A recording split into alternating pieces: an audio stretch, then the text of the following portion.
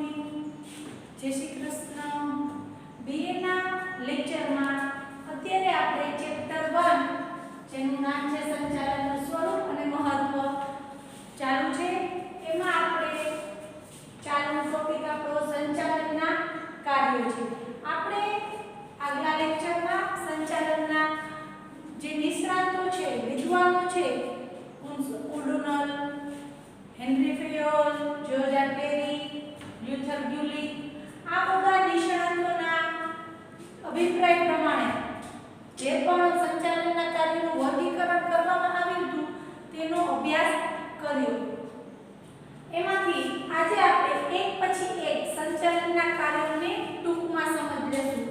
આ બધા કાર્યો આપણે વિસ્તૃત સમજ જ્યારે આપણે એનું ચેપ્ટર આખું આવશે, આયોજન ત્રીજું ચેપ્ટર શરૂ થશે, એ આખું આયોજનને લગતું જ છે. પરંતુ અત્યારના આજના આ પહેલા ચેપ્ટરમાં આ બધા સંચાલનના કાર્યો વિશે આપણે ટૂંકમાં માહિતી મેળવવાની છે. તો ચાલો શરૂ કરીએ. સંચાલનનું સર્વપ્રથમ કાર્ય આયોજન, જેને આપણે કહીશું પ્લાનિંગ. એક બહુ સરસ વ્યાખ્યા કરું કે શું વાક્ય છે? Even God cannot change the past. Even God cannot change the past, but man can change the future. ભૂતકાળને સુધારવાની તો ભગવાનમાં પણ શક્તિ નથી. મીન્સ આપણા ભૂતકાળમાં જે પણ ઘટના ઘટી ગઈ એને ભગવાન પણ સુધારી શકતા નથી, ચેન્જ કરી શકતા નથી.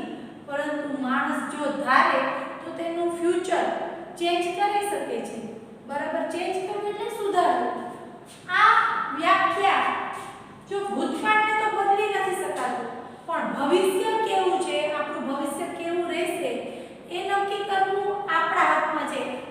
આ ફ્યુચર સારું કરવા માટે શું કરવાનું છે? પ્લાનિંગ, આયોજન. તો આયોજનને સંચાલનનું સૌથી મહત્વનું પ્રથમ કાર્ય કહી શકાય. સંચાલનનું પહેલું કાર્ય કયું કહી શકાય? આયોજન. તો હવે આપણે આયોજનનો અર્થ જોઈએ. અપેક્ષિત પરિણામો હાંસલ કરવા માટે. અપેક્ષિત એટલે આપણે જે નિર્ધાર કર્યો છે, નક્કી કર્યું છે. આપણે નક્કી કરી કે બોર્ડમાં 90% લાવવા છે, તો એ આપણું અપેક્ષિત પરિણામ છે, નિર્ધારિત ધ્યેય છે. અપેક્ષિત પરિણામો હાંસલ એટલે પ્રાપ્ત કરવા માટે હકીકતોની પસંદગી કરવી. સૌથી પહેલા તો આપણે શું કરવું પડે? તો જે હકીકત છે એની આપણે પસંદગી કરવી પડે. તેની વચ્ચે આંતર સંબંધો સ્થાપવા. જ્યારે કોઈ પણ બે વસ્તુઓ વચ્ચે આપણે કારણ અસરનો સંબંધ સ્થાપી ત્યારે એને આંતર સંબંધો કહેવાય. તેમની વચ્ચે આંતર સંબંધો સ્થાપવા અને જરૂરી પ્રવૃત્તિઓના અવલોકન અને ઘડતર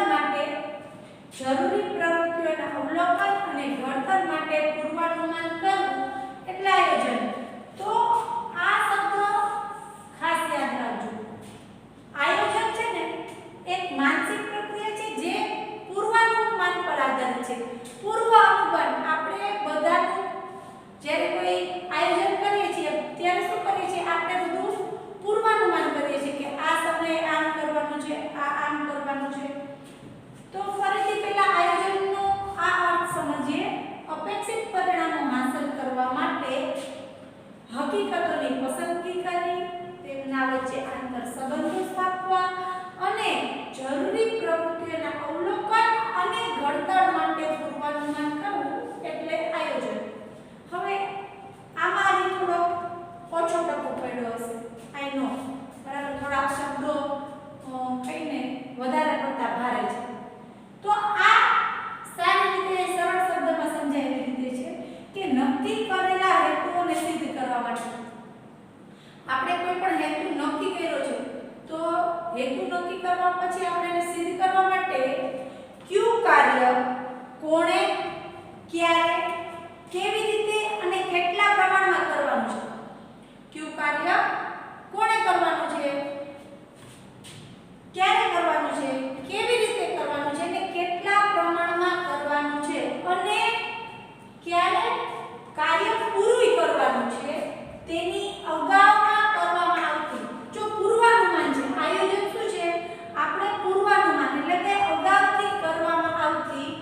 વિચારણા, પણ વિચારણા કેવી હોવી જોઈએ? બુદ્ધિપૂર્વકની વિચારણા ને આયોજન કહે છે. આપણે મોસ્ટલી શું કરે કે બોર્ડ એક્ઝામ આવતી હોય કે બોર્ડમાં આપણે એ વર્ષમાં પ્રવેશીએ એટલે આપણે પ્લાનિંગ કરીએ કે હું આજથી આપણે માર્ચ મહિનામાં એક્ઝામ છે તો આટલા સિલેબસ આપણે અત્યારથી રોજની 2 કલાક કે 3 કલાક જે પ્રમાણે આપણે આયોજન કર્યું હોય એ પ્રમાણે આપણે વિષયવાર એની ફાળવણી કરવી કે રોજની 1 કલાક આ વિષય કરશું, આ આટલા ટાઈમમાં આપણે આ કોર્સ પૂરો કરવાનો છે. તો આ બધું આપણે શું કરશું? હકીકતોને ધ્યાનમાં લઈને કરશું.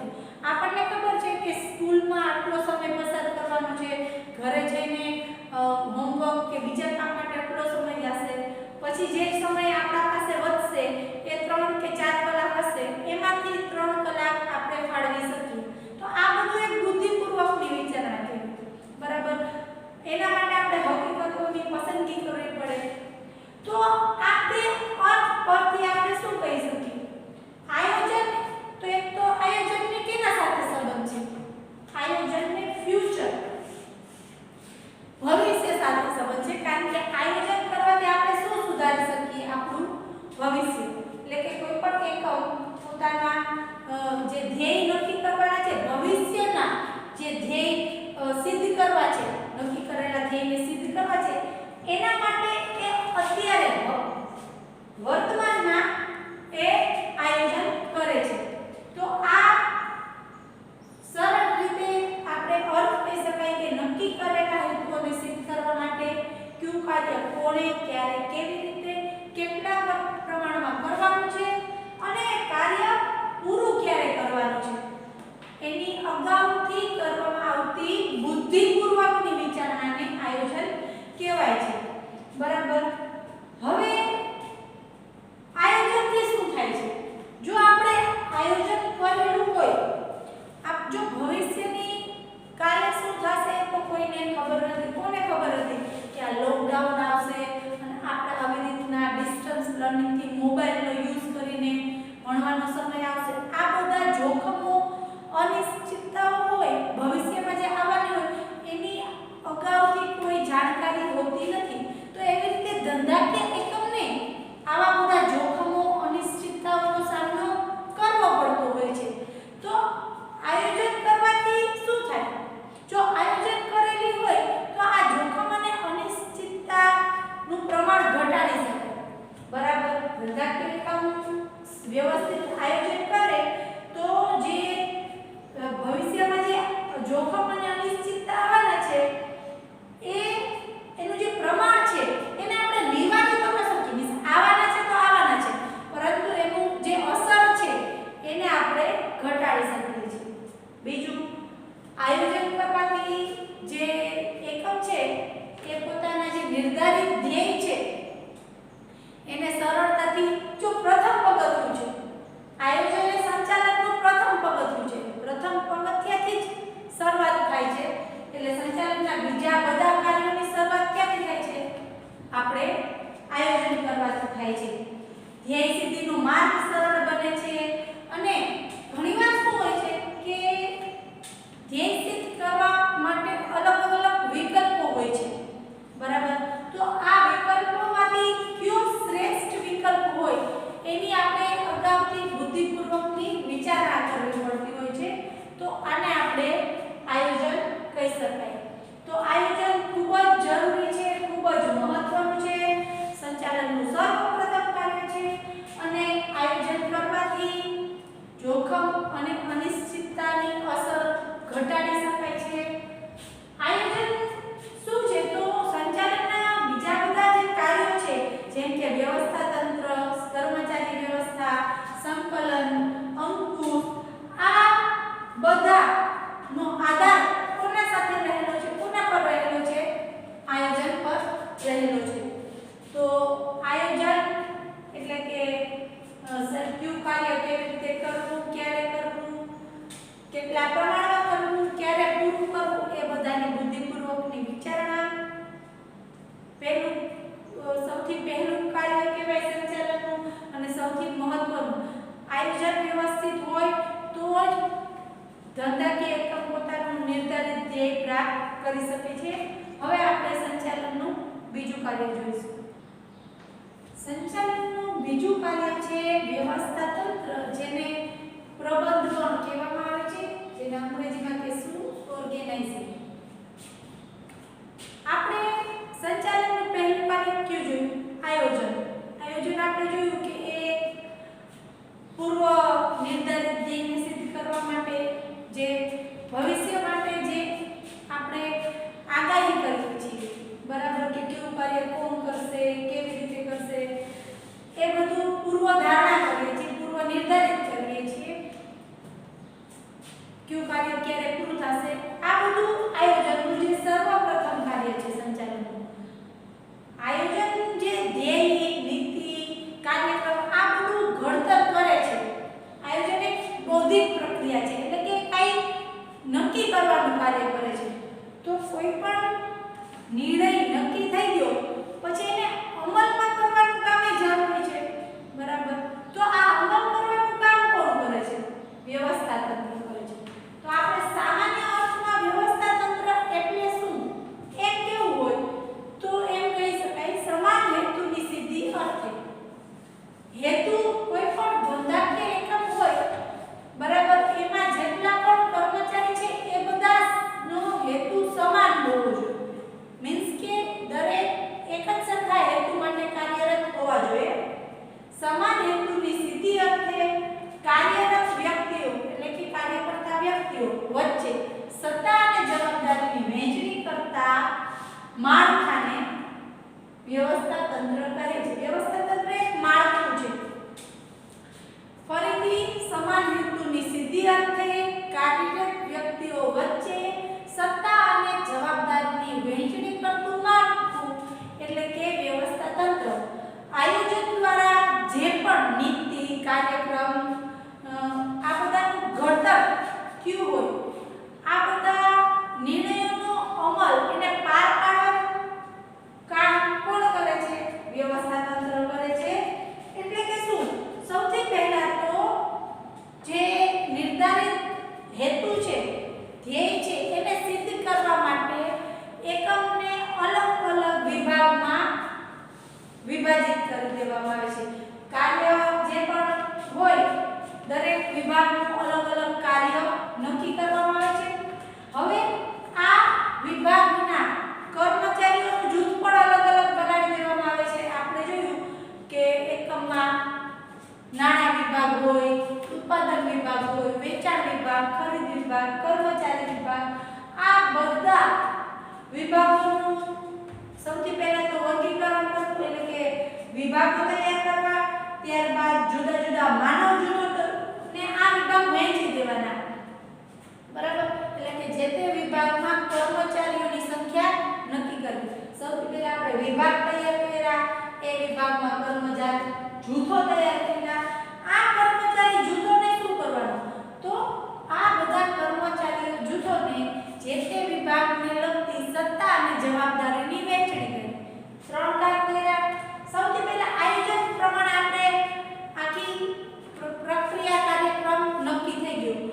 આ જે પ્રક્રિયા કાર્યક્રમ છે એનો અમલ કરવા માટે આપણે વ્યવસ્થા તંત્ર તૈયાર કર્યું. વ્યવસ્થા તંત્રમાં શું કર્યું? સૌથી પહેલા વ્યવસ્થા તંત્રમાં આપણે આખી પ્રવૃત્તિને અલગ અલગ ડિપાર્ટમેન્ટ વિભાગોમાં વહેંચી દીધી. પછી વિભાગમાં માનવ જૂથોની વહેંચણી કરી. માનવ જૂથ એટલે કે કર્મચારીઓની વહેંચણી કરી. આ કર્મચારી માનવ જૂથમાં સત્તા અને જવાબદારીની વહેંચણી કરવી. આ બધી વસ્તુ એટલે શું? તો આ બધા વસ્તુને કહેશું વ્યવસ્થા તંત્ર. આખું એક માળખું તૈયાર કર્યું આપણે. વિભાગ તૈયાર કર્યા, વિભાગમાં માનવ જૂથ તૈયાર કર્યા, આ બધા માનવ જૂથોને સત્તા અને જવાબદારીની વહેંચણી કરી. એટલે કે આપણે પ્રબંધ વ્યવસ્થા તંત્ર કર્યું. વ્યવસ્થા તંત્ર રચ્યા એનાથી શું થશે? તો સૌથી પહેલા તો દરેક કર્મચારીને ખબર હશે કે કયું કાર્ય કોણે કરવાનું છે, બરાબર. એની સત્તા કેટલી છે, એને જવાબદારી કેટલી છે, આ બધું એને બે વચ્ચે આંતર સંબંધો, કર્મચારીઓ અને અધિકારીઓ વચ્ચે આંતર સંબંધો કેવા હશે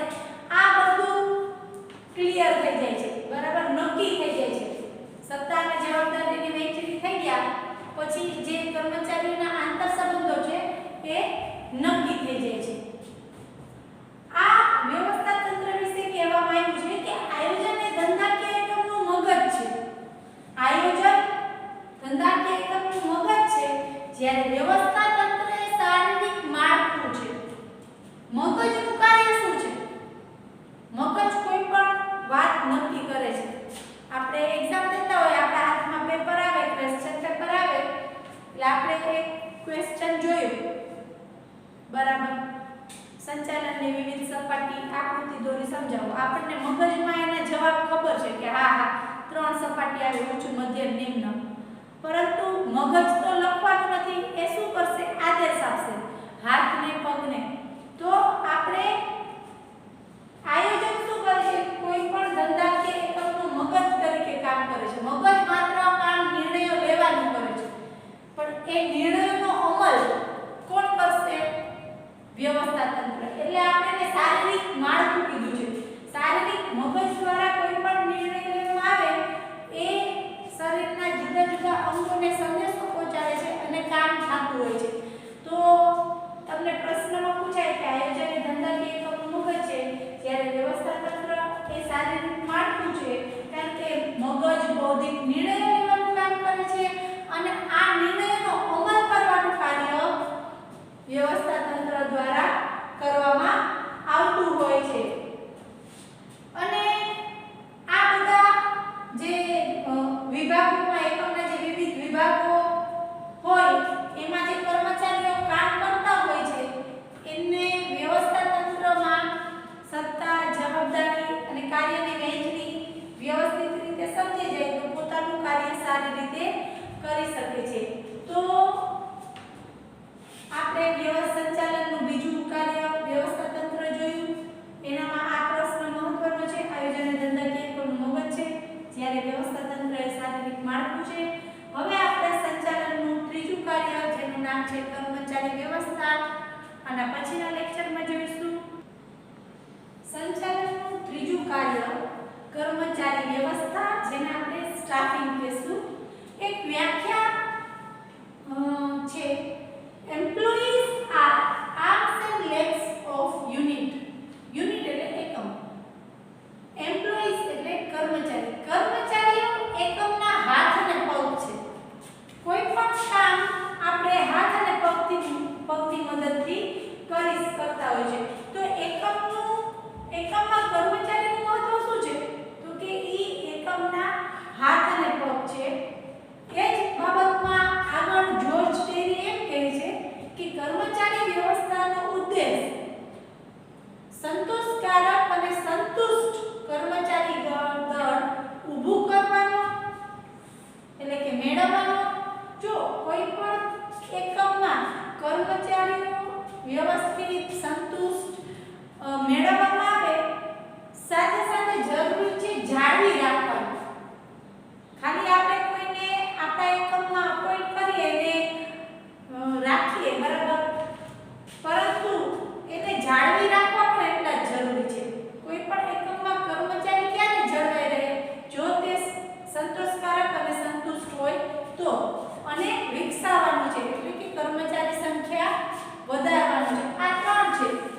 કર્મચારી વ્યવસ્થાનો ઉદ્દેશ સંતોષકારક અને સંતુષ્ટ કર્મચારી દળ ઊભું કરવાનું, જાળવી રાખવાનું અને વિકસાવવાનું છે. સૌથી પહેલા તો આપણે આ વ્યાખ્યા જોઈ કે employees are arms and legs of unit. કર્મચારીઓ છે એ એકમના હાથ પગ છે. એટલે શું કે જો એકમ હોય ત્યાં કર્મચારી હોય, એકમ હોય અને કર્મચારી ન હોય તો, જેમ કે આપણા શરીરમાં હાડપિંજરો હાથમાં ન હોય તો આપણું શરીર કેવું લાગે? હાડપિંજર લાગે ને. જેમ કે અત્યારના સ્કૂલ વિદ્યાર્થીઓ વગરની સ્કૂલ કેવી લાગે? ન સારી લાગે, બરાબર. તો કર્મચારી વ્યવસ્થામાં કોઈ પણ એકમ છે એ કોનું બનેલું છે? તો કે કર્મચારીઓનું બનેલું છે. કર્મચારીઓ એમની એકમની આત્મા છે. એના વગર તો જાણે એકમ હાડપિંજર હોય એવું લાગે. કોઈ પણ પ્રવૃત્તિ હોય, એકમની કોઈ પણ પ્રવૃત્તિનો આધાર કોના ઉપર રહેલો છે? કર્મચારી ઉપર રહેલો છે. ઉચ્ચ અધિકારીઓ દ્વારા કોઈ પણ નિર્ણયો લેવામાં આવે, પરંતુ તેનો અમલ કરવાનું કામ કોણ કરવાના છે? કર્મચારીઓ કરવાના છે. એટલે સૌથી પહેલે તમારે આવશે, આપણે કર્મચારી વ્યવસ્થાનો પાઠ જોઈશું કે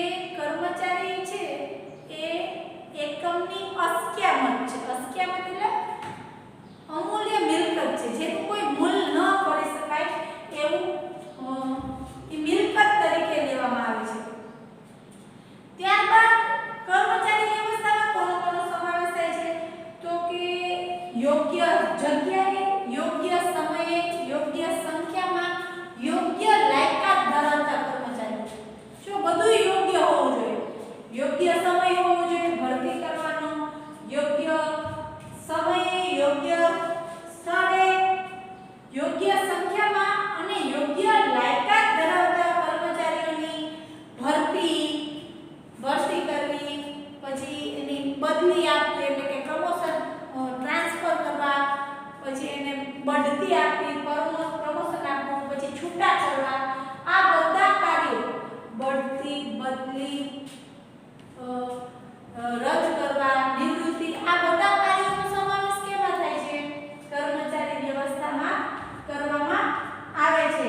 જો કર્મચારી એ શું છે? તો કર્મચારી સંતુષ્ટ હશે તો પોતાના કાર્યદક્ષતાથી કામ કરશે.